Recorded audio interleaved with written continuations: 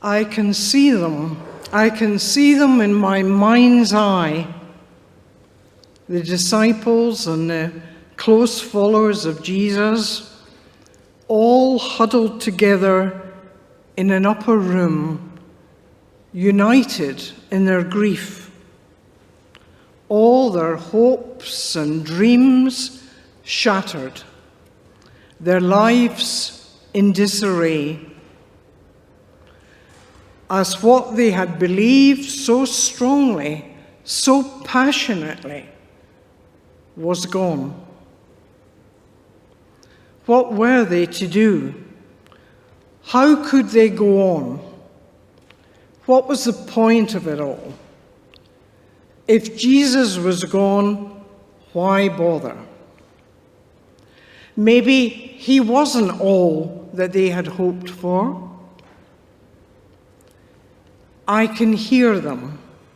I can hear them up there in that room arguing, weeping, searching for answers, longing for the security of the way it had been.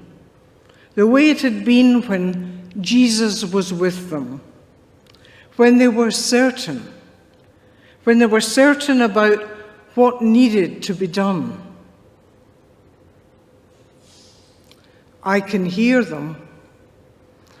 I can hear them talking about Jesus, remembering the stories, listening to the tales of his courage, marveling at his audacious courage, second-guessing his teaching, longing for his touch, feeling the hope stir in their bellies, hope for justice, anger at the oppression they were left to deal with, confused about what to do next, not knowing what to think or to believe now.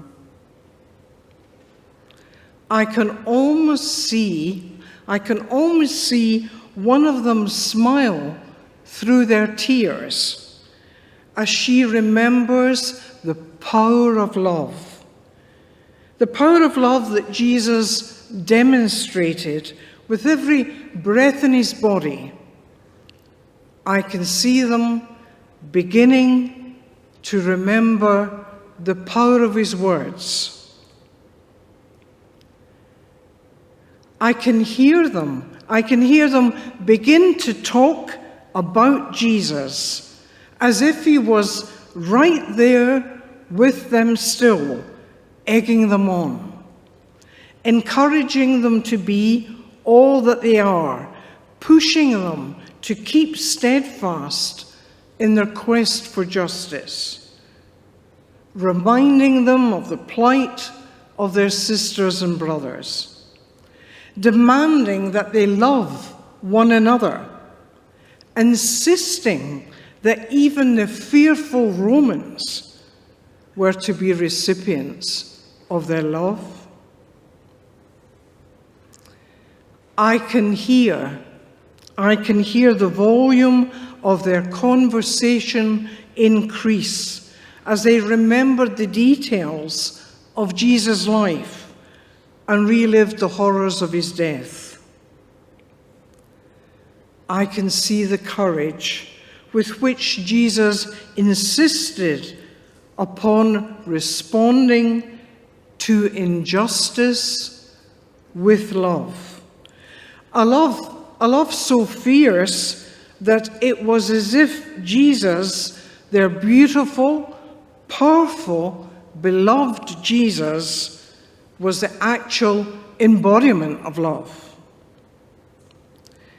And I can see the reality beginning to emerge in their midst. The reality that in their beloved Jesus, they had seen God in the flesh. For if God is not love, then there can be no God. And surely Jesus was the embodiment of love. And so Jesus was God in their midst. As one by one that love which they had experienced in Jesus began to emerge in their midst, it was as if the room was on fire. They could see the power of love ignite among them. It was as if they too were alive in the same way they had seen the power of life in Jesus. Could it be that the same power of love that they had experienced in Jesus was alive and well in them? You know, it was as if they were all catching the fire, like the flames were resting on each of them. Out of their grief, life was emerging. Love was becoming palpable once again. Their joy spilled out onto the streets, and people could see something strange in them. It was as if they were drunk, but they couldn't be drunk, not yet anyhow. It was too soon for that. Something new was emerging in their very midst. Suddenly they began to see, to understand, and they simply could not contain their joy.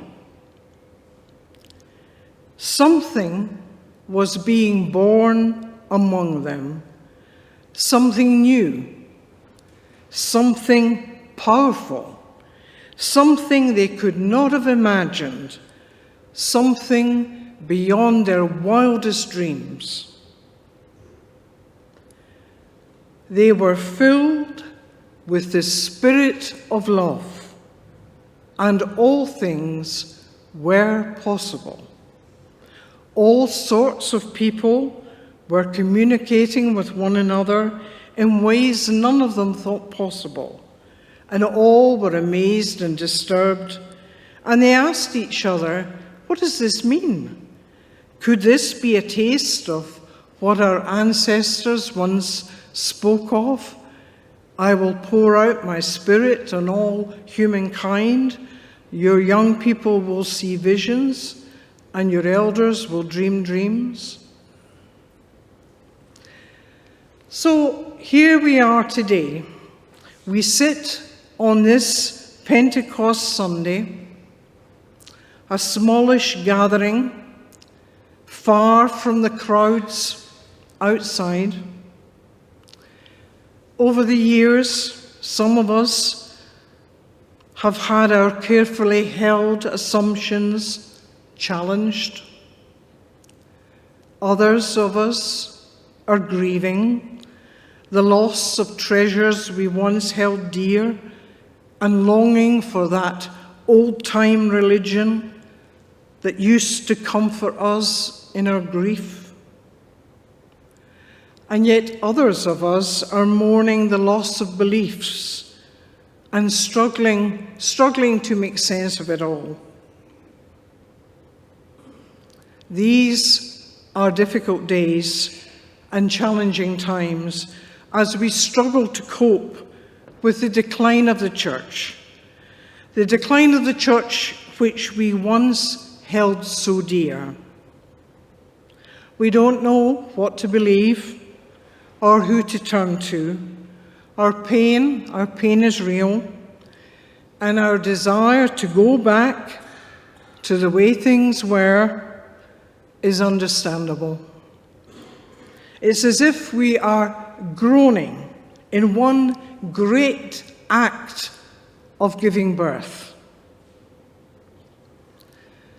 Does the church stand a chance? Does it stand a chance in the face of increasing secularization, of rampant individualism, or in the actual contempt for the church that so many people harbor as a result of the pain, caused by the human shortcomings and cover-up of the institution.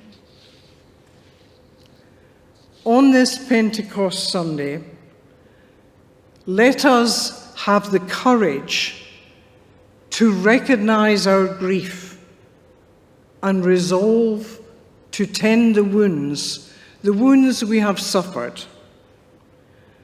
Let us be mindful of the birth pangs as something new struggles to be born. Let us recall the power of love that lives in, with, through, and beyond us, so that we too can be intoxicated with the desire to embody that love. And finally, let us dream dreams filled with visions of the Spirit of love, which continues to inspire each one of us.